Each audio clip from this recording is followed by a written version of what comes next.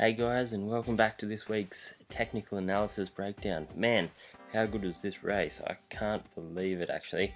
I I know I'm not picking one of the first and second. I'm picking first and Ted, but I had actually picked Ted to win, so that's why I wanted to do this analysis. I thought, man, I just can't believe it actually.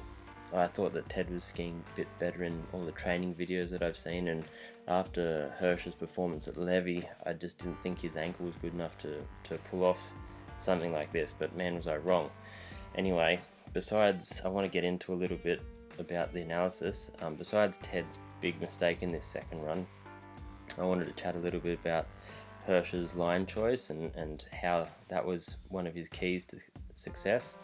And the other one was the difference between a good stivet and a slow one. And I know I chatted a little bit about Michaela's skidding in the last analysis, and I want to go into a little bit more detail about the difference between what I was talking about there and this.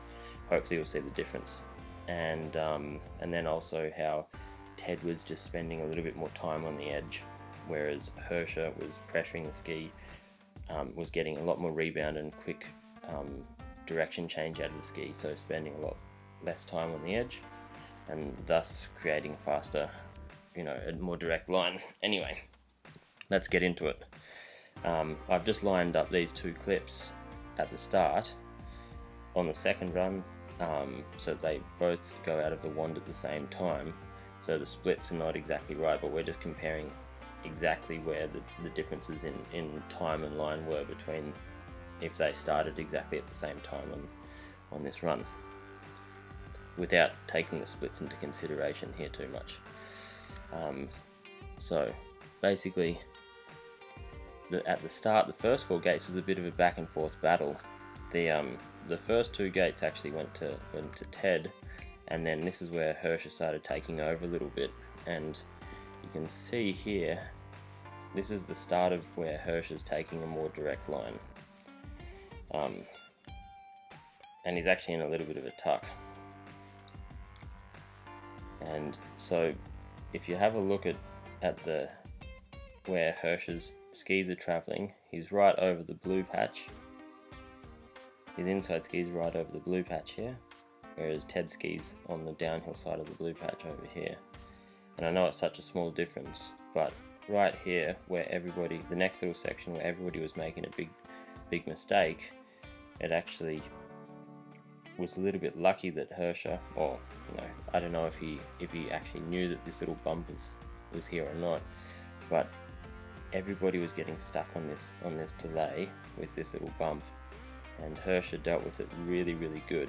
Whereas, and take note here, as Ted's much more extended and braced in this leg, whereas Hirscher's already preempting with an absorption move and sucking up the knees. And you can see right here both legs are flexed and the tips are coming off the snow a little bit here, and this is where that rut, I can't tell from the video here, but it looked like a lot of people getting stuck, and it could have been a bit of a rut / bump and a lot of people getting airborne, and you can see the difference of what actually happens here in a split second. And where the first section that Hirscher starts making time on Ted. So have a look here. Hirscher's tips are already back down on the snow and his tails are in the air. So he's absorbing and trying to deal with this little bump by using his legs to flex and extend through the turn, whereas Ted's here, he gets spat a little bit, hinged over at the waist, and this is where I want you guys to really have a look at Ted's skis, and as he absorbs and gets launched into the air, have a look at the tip and tail. The tip and tail follow the same path, which is contrary to what was happening with Michaela the other week. But this is what I want to explain really quickly, is that when you're in the air, obviously you don't have any friction on the skis, there's no direction change happening because you're not actually in contact with the snow. So if the skis change direction in the air, the tip and tail move sideways, there's actually going to be no friction, therefore you won't be slowing down. The other problem with doing being in the air is that it means that you're going to be later to get the pressure. So this is where Hirscher deals with the situation really good, is that have a look again, he's in the air and his tails are actually moving further out, taking a wider line than the tips, which sets him up right here. And you can see, have a look at this, Ted's skis are facing this way, Hirscher's skis are facing directly down the hill, ready to pinch the line and get back online and not lose time from being in the air. So, and you can see Ted's got still in the air over here. He's like really far in the air. And this is the first big change of where Hirscher starts making time on Ted. So have a look at this. Boom. And take note of this. Hirscher's head and the first pole of the gate. This is something that happens much more consistently with Hirscher compared to Ted. And you can see, as a result, Ted's been in the air and he moved along the length of the ski, but didn't actually get any direction change in it to pinch the line to correct for being in the air. So Ted's wide, whereas Hirscher is right on line again. And you can see Ted pretty far away from the gate, and this was the beginning of the end for it, really. The next little section to note that I was really interested in looking at was Ted was always much more consistently staying longer on the edge after the gate, and that's another key point, is that if you stay on the edge after the gate going across the hill, that's always time that you're going to be slowing down. Hirscher consistently gets the direction change and the rebound much quicker, which enables him to release and move into the new turn faster, and be less time on the edge actually after the fall line, which is a key to being fast. And you can see here, if you have a look, so we're going to use these red lines here as reference points. So obviously Hirscher's ahead now because of that little mistake that we talked about in the last few gates. But so Hirscher's pretty much off his edge here, where like right here, his tail's in line with the red. I'll fast forward a little bit. See, Ted's still stuck on the edge until all the way about here. This is kind of where he's starting to flatten it off, and you can see the difference from here. This is where Hirscher's ski was flat, right there, and this is where Ted's ski's flat now. And that's a big point to note when you're trying to ski fast and not be as late on the edge, because the more you're on the edge after the fall line, the slower you're going to go. And let's take note again here, just his head right behind the gate. This line that he's always taken, he's taken such a direct line going straight at the gate actually. It's pretty amazing how direct he can go and still get the direction change and rebound from the ski to make sure that he's actually going to stay on line for the next turn. And this was another little interesting thing to note, where Hirscher made up a fair bit of time against Ted. Was initially I thought this was a mistake, but when you look at the split times, it actually ended up working in Hirscher's favour, and I don't know if he actually meant to go this low, but have a look at this. So Hirscher's on this left footer, this red gate, have a look here. So you can see he's right on this blue line, really low down here. We'll move forward a few frames so you can see where Ted takes it. Ted actually takes a tighter line on this gate. you can see he's about 50 centimeters to 70 centimeters higher than Hirscher was in the same point. And then Ted's line actually hooks up and goes out and around and has a really high round loopy line up here, whereas Hirscher is going to just direct himself directly at this gate. And he's just pinching the line, just really playing with how much he can pinch the line here, and it's really impressive that he can just get on that edge and rebound and get the rebound and the direction change so quickly without actually.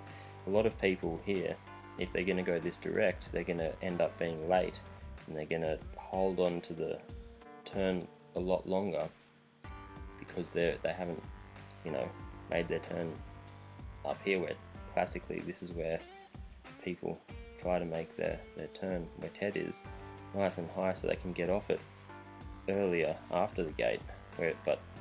Whereas Hirsch is going direct, he's still carving the whole turn. As you can see, there's no spray coming off the snow of his skis whatsoever, but he's taken such a direct line, and he can carve just such a tight turn and be off the edge so early. That's really, really cool, and I was really impressed with that.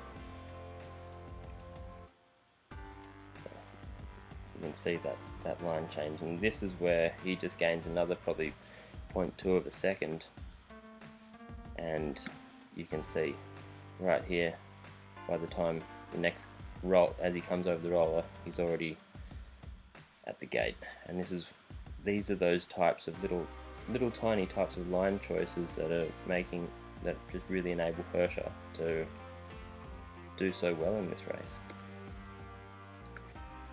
Another thing is he was tucking a little bit earlier coming onto the flats than Ted was,